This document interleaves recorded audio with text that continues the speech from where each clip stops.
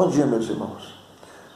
Dando prosseguimento à leitura do livro Parábolas Evangélicas, vamos fazer hoje a leitura da parábola das bodas. E diz assim: Tendo ido ao templo de Jerusalém, onde foi erguido pelos príncipes dos sacerdotes e pelos fariseus, disse-lhes Jesus: O reino do céu se assemelha a um rei que, querendo festejar as bodas de seu filho, despachou seus servos a chamar para o festim os que tinham sido convidados. Estes, porém, recusaram ir. O rei despachou os servos com ordem de dizer de sua parte aos convidados: Preparei o meu jantar, mandei matar os meus bois e todos os meus cevados. Tudo está pronto, vinde às bodas.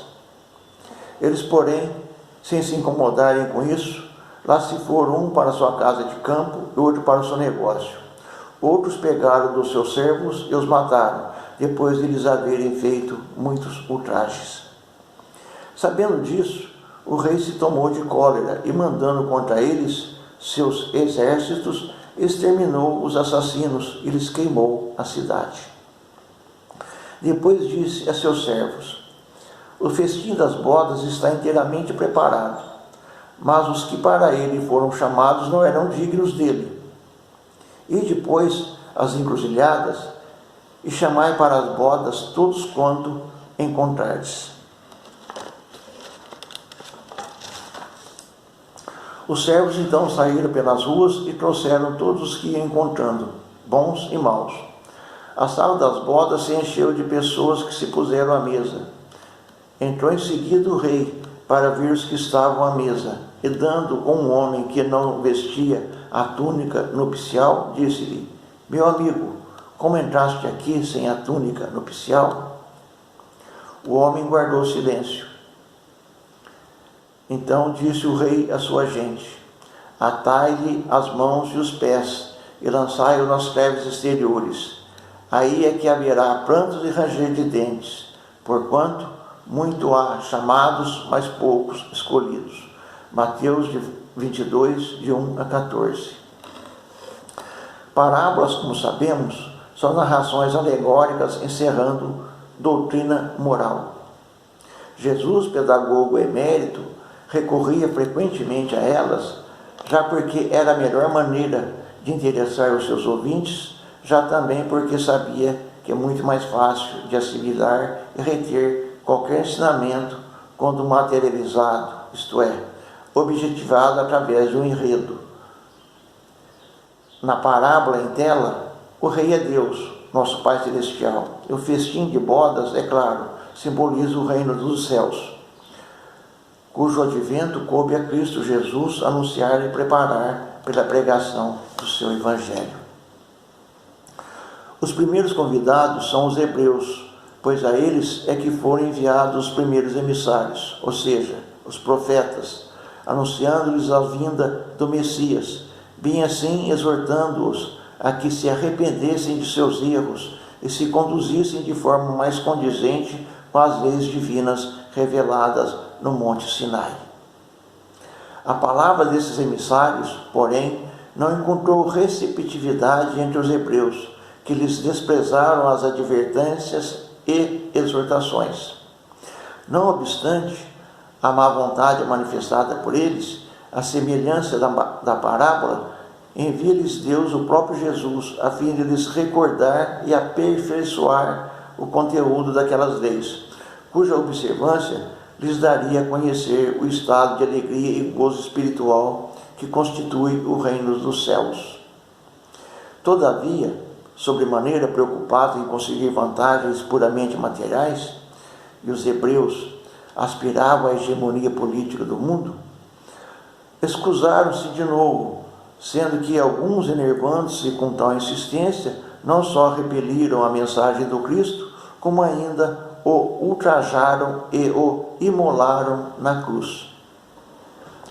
Continua a parábola dizendo: Diante disso, o rei enviou exércitos contra os assassinos que foram exterminados, bem assim queimada sua cidade. O que aconteceu aos hebreus posteriormente à crucificação de Jesus, todos o sabem, corresponde exatamente a este trecho da narrativa. Foram trucidados pelos romanos, e sua capital, Jerusalém, foi totalmente destruída. Depois mandou o rei convidar a todos quantos fossem encontrados nas encruzilhadas, bons e maus, o que significa que o evangelho seria pregado a todos os povos, pagãos e idólatras, e que estes, acolhendo a boa nova, seriam admitidos ao festim, em lugar dos primeiros convidados que se mostraram indignos dele. Não basta, porém, ser convidado. Quer dizer, não é suficiente dizer-se membro dessa ou daquela igreja para tomar parte do banquete celestial. Faz-se necessário, como condição expressa e indispensável, estar-se revestido da túnica nupcial. Isto é, possuir aquela pureza, mansuetude e bondade que caracteriza os verdadeiros cristãos.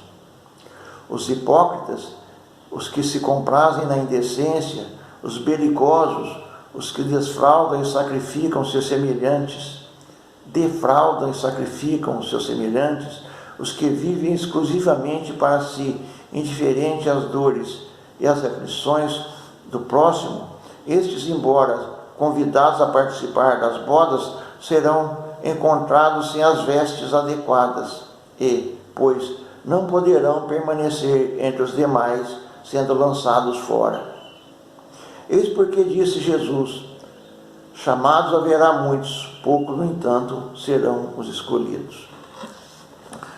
Então, meus irmãos, está aí mais um belo ensinamento de Jesus através dessa parábola.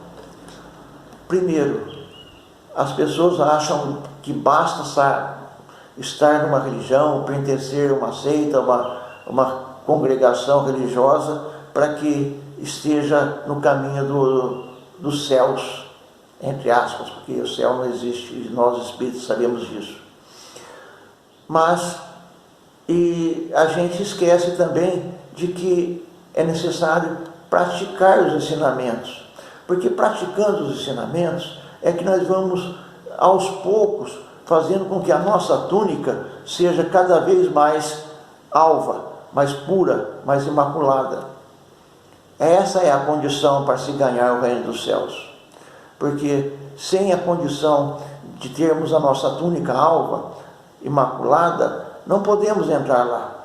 É por isso que nós seremos lançados para fora, as trevas exteriores, que é exatamente onde nós estamos hoje. O mundo material, a roda das encarnações, a roda dos sofrimentos, das angústias. E ainda podemos dar graças a Deus por estarmos tendo as oportunidades para revertermos essas condições pela nossa própria vontade, pelo nosso próprio esforço. Porque a túnica nupcial, a bem da verdade, é o nosso perispírito. Quanto mais puro, mais imaculado o nosso perispírito estiver, melhores serão nossas condições no mundo espiritual, na vida futura. Então, as oportunidades que advêm das angústias, das dores, dos sofrimentos, são para nós benefícios dados por Deus, para que nós possamos aprender, para que nós possamos crescer e evoluir. Não adianta nós ficarmos esperando uma mão salvadora que virá nos trazer a esperança, se nós não praticamos ela. Seremos como os hebreus, que receberam tantas advertências e sequer até hoje reconheceram o Messias. Como seremos nós amanhã? Será que nós podemos dizer que nós temos a nossa túnica nupcial? Ou será que nós ainda estamos a limpá-la das múltiplas máculas que nós impingimos nela através dos nossos atos errados, através dos nossos vícios? Meus irmãos, este é o chamado de Jesus, para que nós possamos seguir o caminho que Ele ensinou. E esse caminho é um caminho que nos conduz à construção dos valores dele dentro de nós. Porque a partir daí nós começamos a progredir espiritualmente. Esse trabalho ninguém poderá fazer por nós. Somente nós somos responsáveis pela nossa construção interior. Nossos pais, os nossos amigos, os nossos mestres podem nos ensinar um punhado de coisa. Mas realizar o fato somos apenas nós. É por isso que ninguém é capaz de nos fazer mal, a não ser nós mesmos. Porque do ponto de vista espiritual, somente nós podemos fazer alguma coisa contra nós. Através dos nossos erros, através das nossas atitudes impensadas. Era isso, meus irmãos. Que as bênçãos de Deus, nosso Pai, de Jesus, nosso Mestre, nos iluminem e nos fortaleçam a todos, para que possamos vencer esses momentos de inércia, acordar para essa realidade espiritual e caminharmos de encontro a Jesus, aproveitando as oportunidades que essa vida de encarnado nos oferece para nos melhorarmos. E quiçá possamos, na vida futura, não sermos tirados do festim de núpcias. Bom dia, meus irmãos. Fique com Deus, e Deus esteja em seus corações.